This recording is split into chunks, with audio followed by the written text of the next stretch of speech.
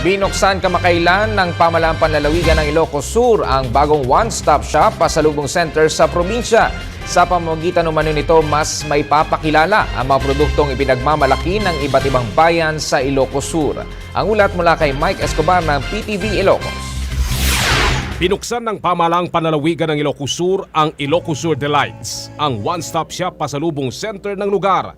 Dito makakabili ng ipinagmamalaking produkto ng bawat bayan dito o ang kanilang one town, one product.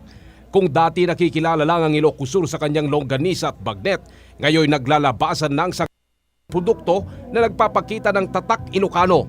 Mula pagkain, inumin, handicrafts at iba pang malilikhaing gawa na ngayon may kaaya-aya ng bihis. Ayon sa provincial government, paraan nila ito upang matulungang makilalang bawat produkto ng kanilang lugar upang magsilbing dagdag kabuhayan ng mga mamamayan. Ito ay isang paraan para makatulong po sa marketing. Isa pang ginagawa ng provincial government ay yung website para po pwede rin mag-order from abroad kung ano pa yung mga pwede natin ibenta. So talagang marketing ang kailangan nilang tutukan at yung mga accreditation po ng BFAD, yun po ay importante para po mabenta namin sa mga malalaking groceries.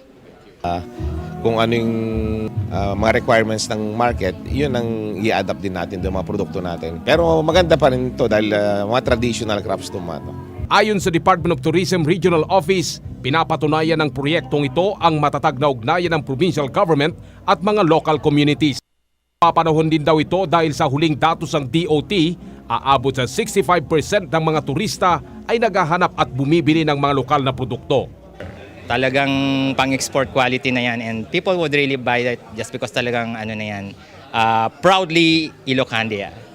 Ang Ilocos Sur Delights ay matatagpuan sa Barangay Mabilbila Sur, Bayan ng Santa at bukas mula alas 8 ng umaga hanggang alas 9 ng gabi. Para sa Telebisyon ng Bayan, ako si Mike Escobar.